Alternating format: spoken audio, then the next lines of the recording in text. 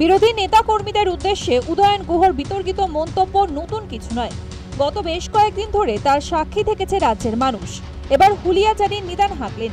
BJP শাসিত রাজ্যে গিয়ে কোচবিহারের যে সমস্ত শ্রমিকরা অত্যাচারিত হবে সেই গ্রামের বিজেপি নেতা কর্মীদের বিরুদ্ধে 144 ধারা লাগু করা হবে বলে হুঁশিয়ারি দিলেন।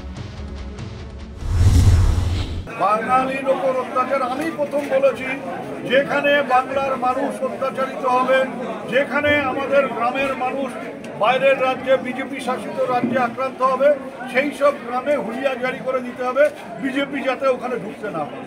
এই পোয়াতের কুটির কেউ যদি আমাদের দিল্লিতে আক্রান্ত হয় তাহলে বিজেপির জন্য 144 ধারা জারি হয়ে যাবে পোয়াতের।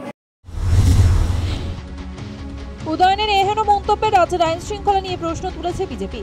রাজ্যের একজন মন্ত্রী যদি হুলিয়া জারি করে বিজেপি কর্মীদের গ্রামে না ঢুকতে দেবার উস্কানি দেন, স্বাভাবিকভাবেই রাজ্যের আইন শৃঙ্খলার অবনতি ঘটবে মনে করছে তারা। ওনারা এটাকে নিয়ে গল্প ফাচ্ছেন এবং এই ইলেকশনে ওনাদের বৈতরণী পার হওয়া মুশকিল, সেজন্য এনারা সিএর নিয়ে অনেক কথা বলেছেন, এখন এসআর নিয়ে বলছেন, পাশাপাশি পরিযায়ী শ্রমিক নিয়ে বলেছেন। ওনার নেত্রী মালকিন কিন্তু বলে দিয়েছিলেন যে আমাদের এখান থেকে কোনো পরিযায়ী শ্রমিক বাইরে কাজ করতে যায় না, আমাদের পশ্চিমবঙ্গ স্বয়ংসম্পূর্ণ।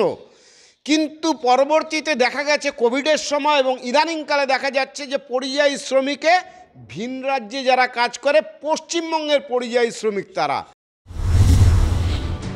এই প্রথম নয়, এর আগেও একাধিক বিস্ফোরক মন্তব্য করে বিতর্কে জড়িয়েছেন উত্তরবঙ্গ উন্নয়ন মন্ত্রী উদয়ন গুহ। কখনো হাঁটু ভেঙে দেবার নিদান, আবার কখনো বাঁশ দিয়ে পেটানোর হুঙ্কার। এবার বিজেপি কর্মীদের বিরুদ্ধে 144 ধারা জারির বার্তাকে ঘিরে নতুন করে তৈরি হলো বিতর্ক।